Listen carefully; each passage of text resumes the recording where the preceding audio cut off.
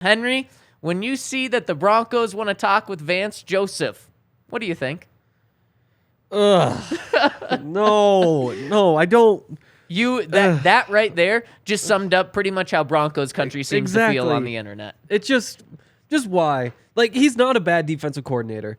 At the very worst, he's average. At the very best, he's like, good, I guess. But you're being nice. You think so? I think you are. I think you are. I mean, you look at what he did with that defense last year, and it was really impressive. I mean, they Vance 2021 last year, not 2022 last year. Okay. But 2021, I mean, a top 10 defense. He's had basically zero talent the entire time he's been in Arizona. He's mostly finishing right around 20th, and I think that's about where you expect. I'd say that's average. You throw in the one good year he had, and I say, like, that was a good to really good year. All balances out to, like, yeah, he should be an NFL defensive coordinator. He's an above average defensive coordinator. But again, you have to remember, like, that doesn't mean he should be a head coach. It just means, like, yeah, he's a defensive coordinator. Like, he's solid. You're fine. And if he's the backup plan, that's fine. And that's what we're talking with him about, is being the defensive coordinator, not a head coach. But Henry, I think you went one step further than I would. I would say average is about as good as I can call him. He's been in control of the defense since 2016. Of course, 1 year with the Miami Dolphins as their defensive coordinator before becoming the Broncos head coach for 2 years. And then right after the Broncos fired him, the Arizona Cardinals hired him to be their defensive coordinator the last 4 years. And in those times, he has been top 10 in yards or points per game once. Once. That was with the first year with the Broncos when he was with them. The Broncos were the third best team in terms of yards per game. That same year, the Broncos were 22nd in points per game. And remember, this is a defense that was just 1 year removed from being an all-time great defense. So he had talent there. That's true. Was able to do it in terms of yards per game, but not able to do it points per game. And so when you look, Vance Joseph has been in control of the defense for 7 years. 3 of those 7 years, he's been in the top half of the league in terms of yards allowed per game. He's also been in the top half of the league in points per allowed per game in 3 of the 7 years. The other years, though, and by the way, the only time he's been in the top 10 was that 1 year in 2017 when he was only top 10 in terms of in yards per game, not even points per game. The other times, he's been 4 of the 7 years. He's been in the bottom half of the league in yards and points per game. And just last year, he was in control of the second worst defense in the NFL in terms of points per game. And to be fair, you can't just look at last year. The past 2 years before that, he was 11th in points per game, 12th in points per game. So you could see pretty good results there. The year before that, 28th in points per game. So I would say that Vance, at best, averages out to an average defensive coordinator. Now, Henry, we are sitting here on February 16th. A lot of defensive coordinators have been poached. So maybe average isn't the worst, actually, if that's what you're looking for right now. Yeah. Again, just with all the numbers are bad. The players are even worse, though. And I just want to reiterate that. I mean, they've invested a lot on that defense. Yeah, but on bad players. Like Isaiah Simmons, you're like, oh, he's this freakish guy. And maybe you put some of it on Vance for misusing him. But now you're just like, yeah, there's a reason that those guys never really got drafted that high before, because he's just kind of a tweener. Zaven Collins. And they're starting Dennis Gardick and Rashard Lawrence and Jalen Thompson and Marco Wilson. And there's a lot of really bad players in Arizona. And so I think that you have to factor that in too. What about J.J. Watt? Old as hell. But you have J.J. Watt, you have Budda Baker, but every team's going to have a couple good players. Sure. There's just so many bad ones and basically no depth behind any of them. What takes me and takes it from me calling him average at best to being concerned about it and not really wanting this higher is what the guys in Arizona had said. We had Johnny Venerable on the show 2 months ago, and boy, could he not want Vance out of Arizona quick enough. We talked to him last week, and he responded to one of my tweets yesterday, just essentially saying, take him away from Arizona. And so to me, that is a concerning thing. One of the things you said, Isaiah Simmons, a talented guy, top 10 guy, maybe he's not good, but one of the concerns that people in Arizona had, they said that they played him at the wrong position and just did not know how to use him. Same thing with Zaven Collins. Now, again, Maybe Vance leaves and those guys still don't produce, but those people have been concerned about the way Vance has used their talent there. So that's something that gives me a little bit of concern. And when I look at Vance, I think of Vic Fangio and think about how these two guys maybe be the complete opposite of who they are. Because when I look at Vic Fangio, he has the resume. He has an incredible resume of being one of the best defensive coordinators in the NFL. But what was the negative? We talked about bringing Vic back. Players on defense did not seem to love him. So that might have been an issue bringing him back. On the flip side, Vance, players really liked Vance. And you know what? Players, even for having 2 losing seasons, players really gave Vance the benefit of the doubt. They kind of knew that he was in a tough position to succeed with the way that John Elway was running the organization. So players really liked Vance. So he has that going for him. But on the flip side, he does not have the resume to say that he's, he should absolutely get this job. He's going to come in and be a good defensive coordinator. We ran through it. At best, he's been slightly above average on the defensive coordinator side, but he's had a lot of years where he's been below average. So Vance does have one thing going for him, is players would come in and like him a lot. But, man, I'm just so hesitant to bring him back. It has been 4 years, so I don't think there'd be any issues. Obviously, like I said, players felt good about him, so I don't think that would be weird, but man, it would be a tough sell, I think, at least. Yeah, and I wouldn't touch him if I was the Broncos. I just don't think there's any reason to.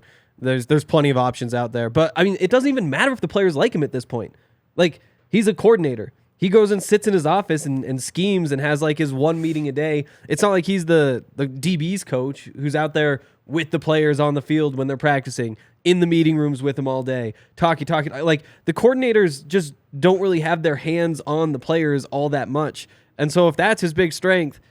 Hope they never have their hands on the players. True. Urban Meyer. But yeah, it's... if he's your defensive coordinator, like I said, I still just think he'll be a coordinator in the league for a long time because he's good enough. You can justify it. There's no risk. You don't expect him to exceed expectations, but they'll do what the players give you. And when you bring in Sean Payton and talk about the superstar staff that he could put together, why Vance Joseph? Especially in Denver. You're throwing that part too, especially in Denver. And that's why I say, as like a backup to the backup choice, I guess it's not bad, but that spot should be interchangeable with 7 other guys around the league where it's sure, why not? Let you do it this year and we'll check again next year. I'd rather take a risk on a young guy, and we're going to talk about some of these other guys in the second segment. I'd rather take a risk on a young guy than go to Vance there. But like you said, Henry, he's going to be in the NFL for a long time because he has produced top 11, top 12 defenses in the NFL, but no thanks, I'll pass. And like you said, if Sean Payton, he's supposed to be able to bring a superstar cast in with coaches, this would not be one. This would be an underwhelming hire. And everyone tuning in live on YouTube, let me know if there's anyone out there that would like this hire, because on the internet, I have not seen it. So let me know if you're tuning in on YouTube. Also, hit us with a thumbs up. We would really appreciate it. Henry, another guy who we've talked about already, but now is getting even more buzz, Sexy Rexy Ryan, getting a lot of hype from Ian Rappaport. Like I said, last night he called him a top candidate for the job. This morning he called him a favorite for the job. If he is, they interviewed him last week. Then it's coming out that he's a favorite. Yet, then right after it comes out he's a top candidate, the Broncos then put out a crest to interview Vance Joseph. Why hasn't this deal been done yet? Who knows? I mean, maybe it's contract negotiations. With any of those guys coming from TV, the number has to be pretty big. You wouldn't think that that'd be a sticking point, but that's what it was with Sean Payton. That's why that took a week longer, maybe even more than that, longer than it normally would have, was just because they had to figure out what to give the Saints. So maybe there's something like that going on. And then really quick, I'm going to build off of that, Henry. Then having an interview request for Vance Joseph could be part of, Rex Ryan saying, I want more money. And then the Broncos in the negotiating process saying, we have other options here. Let's throw this out. Yeah. And, I don't want to bring this up too badly, but have they interviewed any black coaches? Do we know that? Because you need to require to fulfill the Rooney Rule for this one too, right? Yes, you do. You have to interview one outside candidate with the coordinators. I believe Sean Desai. Yeah, he is Indian. Yeah. He was the first NFL coordinator of Indian descent. Exactly. So I think he would have checked that box. Okay. So that wouldn't be an issue. Which I hate saying, but I know do think exactly. it is an important thing when you're to bring talking up, about though. why it could be, like, right. there was a chance. But yeah, so I do think, like, maybe you are still looking around. Maybe you just want to hear what they have to say. You know, Rex Ryan, we talked about the multiple defense he wants to run. Maybe you see Vance Joseph is available because Jonathan Gannon comes in, and maybe they were going to retain him. If it was an offensive coach who was going to let Vance continue to run the defense, it could be kind of the like Eric Bieniemy thing where it's like, I want to call plays. And so now he is more interested. Now that has gone down, he's willing to talk with the Broncos. You know, who knows what's going on behind the scenes, I guess. But he's been here before. The results were fine. And maybe you want to hear what he has to say. So what about Rex Ryan? Where does he fit in to you? Would you rather have Rex Ryan? Would you rather have Vance Joseph? I'm so in on Rex Ryan. And I'm so out on Vance Joseph. So in and so out. I tweeted this earlier, and nobody cared. Well, somebody said TMI. But I actually was dreaming about Rex Ryan last night. Oh, my. Feet? No feet involved. Okay. No feet involved. No feet. Yeah, no feet. But yeah, no, I was like, basically, it was a house. It wasn't like a cabin, but it felt like kind of like outdoor, like kind of like retreat. Like it was like the entire Broncos coaching staff, which were a lot of blank faces. Just you and the Broncos coaching staff? Yeah. Wow. Yeah, but like Sean Payton was there. I was thinking like, am I gonna wind up on the staff or something? But Rex Ryan just like shows up, and I was just like, whoa, Rex. And Rex is just like telling stories, and he can tell that I'm like, whoa. Listen to what Rex has to say. And so he's like smiling at me. I can't remember. There was more. I made a sandwich at some point. He might have been involved with that. But yeah, so I was legitimately dreaming about Rex Ryan last night. And you were in awe when he was there as part of the Broncos coaching staff. Like, he's just, to me, I know I was a little bit hesitant to say stuff like this a couple of days ago when he first came up. Let it all out. He's a home run hire. He's a home run hire for a defensive coordinator. Wow. I think he is. Sell me on this. Oh, I mean, first of all, the guy can coach. Like, he can obviously coach. What he did with the Ravens in the 90s through the late 2000s, like with the Jets obviously taking Mark Sanchez to back-to-back conference championships. Everybody knows that part. The guy is a football coach. He can coach football players. And that's a thing that was really missing in Denver last year, especially on the offensive side, not the defense as much. But, like, I'm not sure Nathaniel Hackett's, like, a great coach. Like, you give him the teaching stuff. He does have that side of things. But in terms of just coaching, you know, Jerry Rosburg is a coach. Rex Ryan is a coach. He knows how to come in here and kind of whip guys into shape. And I think that might be kind of what they need. And on top of that, he's a game planner. And like I said, you know, this is kind of takes away from the coaching point, but a defensive coordinator's job a lot of the time is to just come up with the game plan and install it.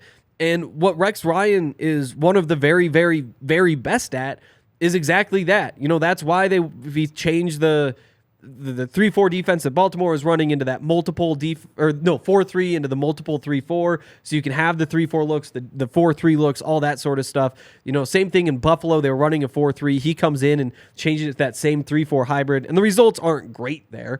But the reason you do that is because then you get to build around your very best players and say, okay, Pat Surtain's good at this, we have him do this. Justin Simmons good at this, he's doing this. Travis Kelce is the tight end over there. Well, guess what? We have this guy who can line up there, and here's how we patch everything else up around it. When you have somebody like that, you just know that you're going to maximize the talent. And as much fun as it's kind of been having a scheme guy, that's what Ejiro Evero is. That's what Vic Fangio is. Where it's like, here's my defense. And it's all this like hidden disguise. This guy's going to drop. The players don't really matter in that defense. You kind of just run the defense. And it worked fine, obviously. But with Rex Ryan, I wouldn't mind seeing somebody come in and say, okay, Josie's good at this. We're going to use him in this way. You know, the Grandy Gregory's good at this. Let's not drop him in coverage.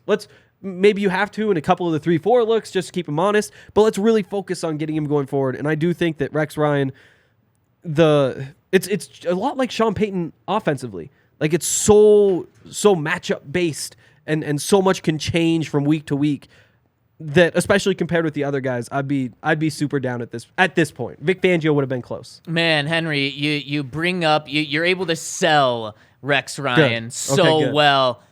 Except it's a history lesson because you're talking about 2000s, Oh, yeah. 1990s. In Yep. fact, you mentioned how he's, so much of a football guy, a Yep. football coach. It's in his blood, literally. His dad, Yeah. Buddy Ryan, his brother was a defensive coordinator for Sean Payton. And my big question is, if he's that much of a football guy, why has it been since 2016 that he's been in the game? Yeah. Is it just because he hasn't wanted to do it? Does that concern you at all if he hasn't wanted to do it for 7 years and now he wants to jump back in? How much has he lost? How much has he going from a very cushy gig at ESPN getting paid a lot of money while you don't have to work a lot? Is he really going to want to put in all that work and potentially get paid less to do it? Rex Ryan is a huge name. I wouldn't be surprised if he's taken a pay cut in order to come be a defensive coordinator. Now, you could sell that in a way of, man, he just wants it that bad that he's willing to take a pay cut. But those are my concerns. Is just he hasn't done it in so long. The game has changed a lot since he had that massive success. And there's no denying the success that he had with the Baltimore Ravens. But again, that was 15 years ago. Yep. Plus, when you look at his defenses when he was with the Jets and the Bills, the first 2 years with the Jets were really good. Then it fell off, and then it was never really there with the Bills. And sure, you can look at personnel and things like that. But I'm just concerned that, man, he was a great coach. We have nothing in the past nearly decade to say that he is a good coach. Yep, and that's definitely concerning. But I also think that's kind of the only concern for me. There's nothing else that I look at and say, like, well, there's that could go wrong, or there's that could go wrong. The big thing is he just hasn't coached since 2016, and who knows where that leaves him. You would hope that because he was an analyst, that he was, I didn't watch him a whole lot, except for when he was on The Amazing Race. You hope that he is super tuned in. And I hate that that's what you point to. I know. And if anybody out there, you'd be crazy not to be watching The Amazing Race in 2023. But I think you'd be crazy to watch it. He was terrible at The Amazing Race. Nothing that was like concern you about Which him makes as a him coach. a good football coach. Maybe he's just too locked into that stuff. He was entertaining though. Like he did seem like a good dude. Yep. Like I was pulling for him, even though I kind of came in thinking like, foot guy. But yeah, I mean, you'd hope that he's sitting in the studio like watching football every single day and grinding and knows what's up with the league and all that sort of stuff. But there's no guarantee. And again, that is the concern with him. And nobody knows whether it's fine or not fine or anything like that. But everything else about it is just so perfect that if that's the one thing you're risking, I mean, what are you risking with Vance Joseph? The defense were typically ranked in the 20s. What are you ranking with, saying with Sean Desai? He has 1 year of coordinating experience. And it was bad. And like maybe he would have been retained if the head coach had been retained, but part of the reason the head coach wasn't retained was because the defense was so bad. Yep. And so you can go through, and there's so many guys. Everybody has a flaw. Vic Fangio was the only one who you could look at and be like, okay, this guy's really good. Everybody's copying his defense. And coming to Denver, you could have said there was a flaw. Exactly. And so if you're picking any of the flaws, like to me, this is just like the massive upside higher, because there is a good chance that he comes in and he's the defensive mastermind that he was from, 1999 to 2009. And, with the Jets, when he found a way to have success with Mark Sanchez, but got fired because he wasn't able to find success with Geno Smith. Like there is more than enough there to say that he could be one of the 5 best defense coordinators in the league. And I don't think it's going to be a massive bust if not. I am not nearly as high on That's you fair. with Rex, but Henry, I agree with you. If it boils down to Vance Joseph or Rex Ryan, it's easy for me. Yep. You go with Rex Ryan, and if it really were to be down to those two, you make the hire yesterday.